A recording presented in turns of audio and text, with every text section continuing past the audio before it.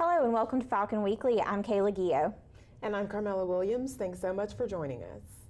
Topping our news this week, the world is reacting to the continued threat of ISIS. Secretary of State John Kerry is overseas building a coalition to fight ISIS militants. This is part of the president's plan to dismantle the terror group who have taken over parts of Iraq and Syria. CNN's Mary Maloney has our story.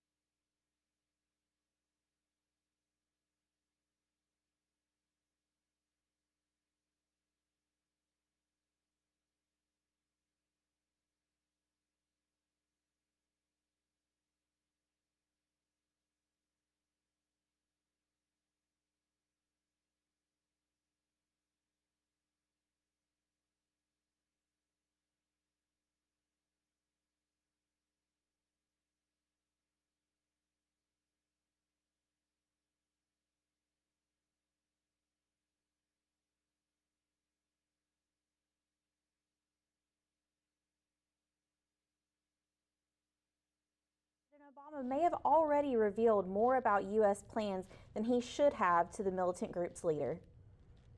At least 29 people are still missing after a ferry sank off the coast of the central Philippines on Saturday. Officials say the boat was carrying 84 people, including 26 crew members, when it lost control of steering due to large waves and strong currents. 55 survivors were rescued less than 2 hours later. Rescue operations are currently underway.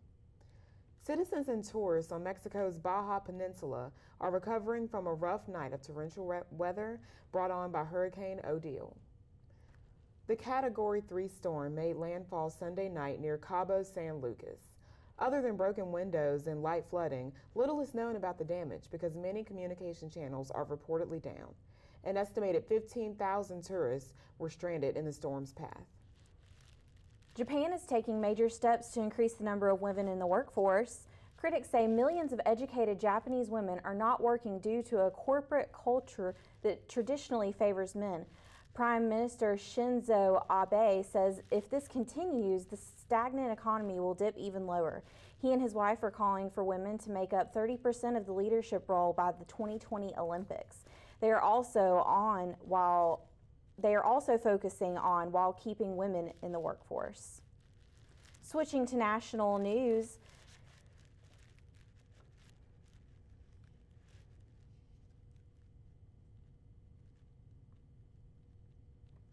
Bill and Hillary Clinton visited Iowa Sunday, and that sparked more than questions about if and when the former Secretary of State is going to make a run for president. The Clintons attended an event for Democrat Tom Harkin before headlining the retiring senator's final annual steak fry. The fundraiser and feast has a long reputation of launching presidential campaigns.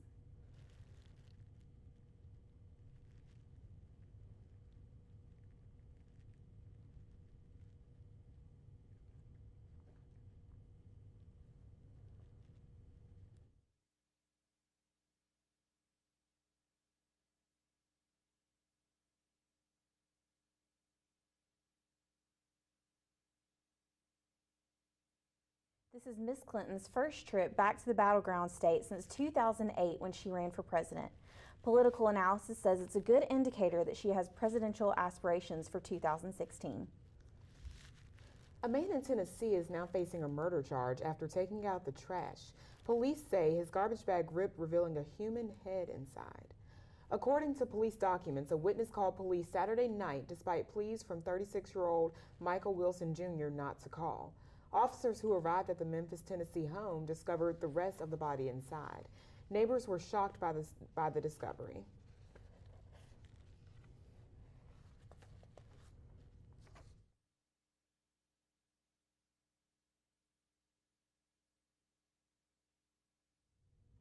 Wilson is charged with abuse of corpse and second-degree murder. He's being held on a $2 million bond. Police are still working to identify the body.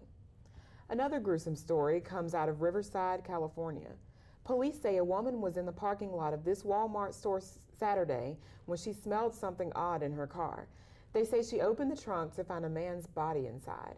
According to witnesses, the woman said it was her former neighbor. Officers think the man may have died in Pomona, where the woman is from, but she is not a suspect in the case. With domestic violence cases spreading through the NFL, some football fans are calling for Commissioner Roger Goodell to step down. This is after the league enacted tougher punishments for domestic violence and 3 accused players sat out during games on Sunday. Reporter Nichelle Turner has our story.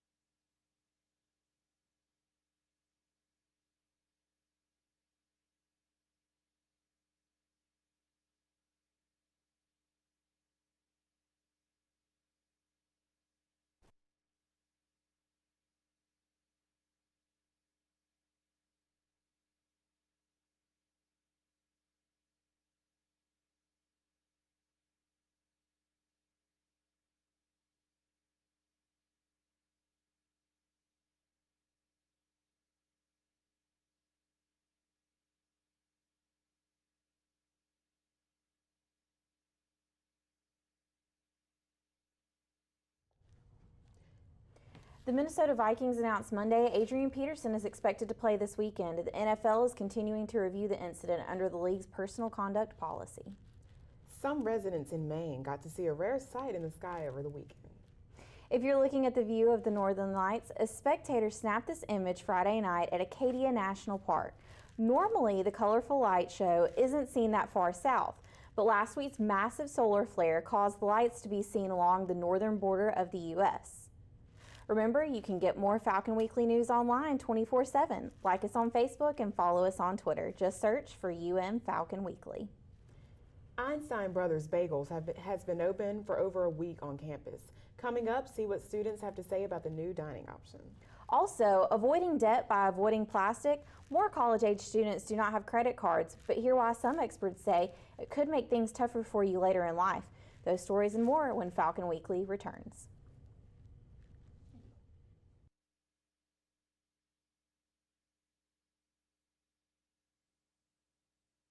In campus headlines this week, Monday night marks an annual tradition for Greek life here at Montevallo, Sorority Bid Day. Affectionately known as Squill Day, many students, both Greek and non-Greek, attend the event. After a weekend of mixers with the 5 chapters, 107 women will run to their new sisters from Palmer Hall. Bid Day and recruitment were delayed 1 week out of respect for the Sisters of Delta Gamma after the loss of Sister Rachel Pijot. Constitution Day will take place this Wednesday, September 17th at 3:30 p.m. The first of a 4-part PBS documentary will be shown in Comer Auditorium. It will be taking a look at whether or not the Constitution can keep up with modern-day America. SGA will also be hosting voter registration outside the CAF at 11 a.m. that morning. Check your form email for more information. This marks the second full week that Einstein's Bagels has been open on campus. The new restaurant is expanding its hours to 7 p.m. Falcon Weekly's Lucas Burns hit the bricks to see what people are saying about the eatery.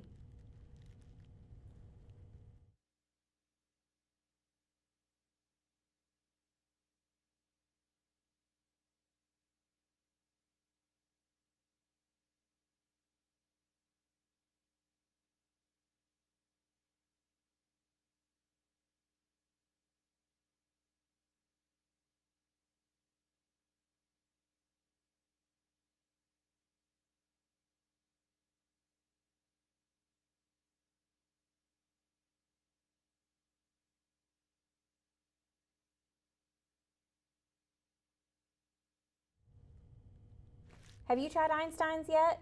If you have, tell us your opinions on our Facebook page or Twitter page. Simply search for Falcon Weekly. Do you have a credit card in your wallet? A new report shows that fewer college-age students are paying with plastic.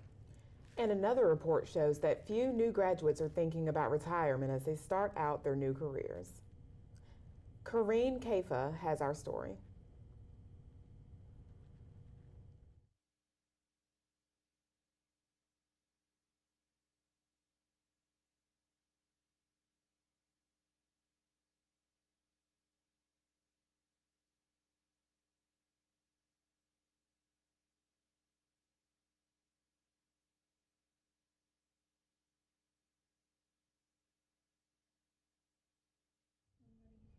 We want to hear what you have to say about this story. Go to our Facebook page and tell us why you do or don't have a credit card.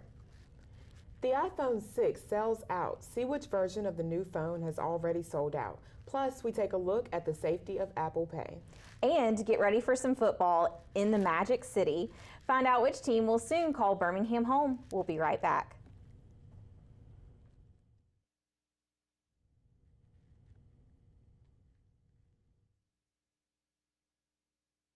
In this week's tech update, the iPhone 6 went on sale Friday morning and it has already broken records. Apple says it has taken a whopping 4 million pre-orders for the iPhone 6 and iPhone 6 Plus. The Plus model has already sold out. Some customers say they couldn't even access the website, and others say they encountered long delays. The iPhone 6 will be available in stores Friday, September 19th. Apple wants you to use your phone or your watch to pay when you are shopping. The tech company unveiled Apple's Big Pay during its big announcement last week. It sounds cool, but is it safe? Cybersecurity reporter Joe Pagliari takes a look.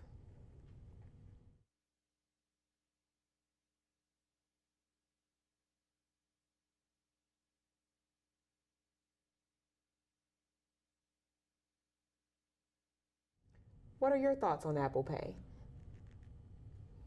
Tell us on our Facebook or Twitter page. Just search for Falcon Weekly.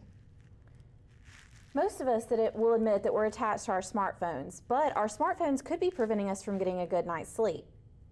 A new report from Business Insider shows the more you use your phone before falling asleep, the more likely you are to damage your sleep cycle. Experts say that artificial blue light at night is harmful to your circadian rhythms because it reduces the body's ability to produce melatonin, which is a sleep hormone that helps you actually fall asleep. Turning to stories making headlines across Alabama.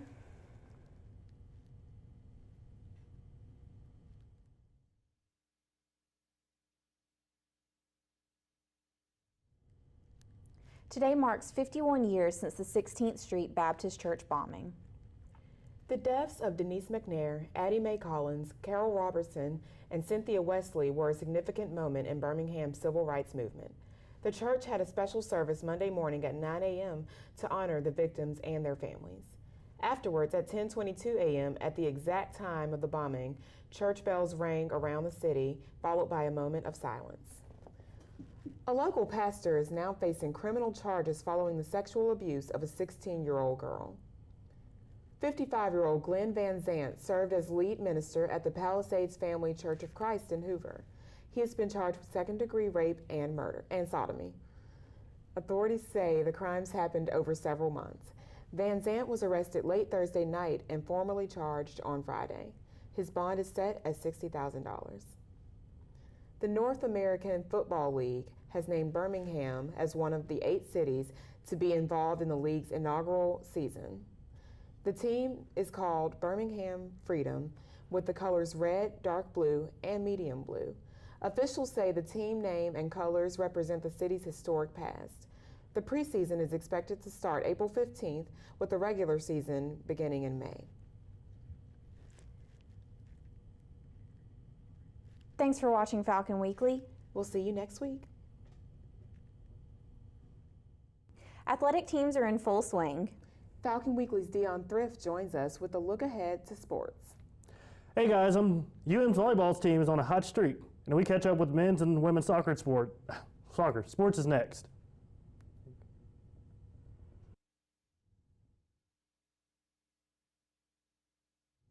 Welcome back to Falcon Weekly. I'm Dion Thresk with a look at this week's sports. The University of Montevallo volleyball team came up big this weekend with a sweep against Georgia College, Mars Hill, and Erskine. The Falcons won all 3 games with an identical score of 3-1. The sweep improves the Falcons' record to 5-4 with a 1-0 conference record. The Falcons will return to action this Friday against St. Aslan College in New Hampshire. UM's men's soccer team also had a busy weekend. The Falcons started their weekend with the win over Eckerd. After going into double overtime, Montevallo prevailed with a 3-2 win after Sergio Gonzalez scored the winning goal. They had another overtime thriller Sunday night against Tampa, with the game ending in a tie. The men's soccer team now has 2 wins, 1 loss, and a tie. The Falcons will be back in action this Saturday against UNC Pembroke. Meanwhile, the UM's women's soccer game was set last Friday was canceled because of weather concerns. That game will not be rescheduled. The University of Alabama was in action this weekend against Southern Miss. Quarterback Blake Sims started off with a 22-yard pass to Amari Cooper for a touchdown. Early on in the game, Sims finished with 168 passing yards and 2 total touchdowns. Running back Kendon Drake led the Tide with 3 rushing touchdowns and 59 yards on the ground. The Crimson Tide won their game 52-12 and will be back in action this Saturday against the Florida Gators at 2:30 on CBS.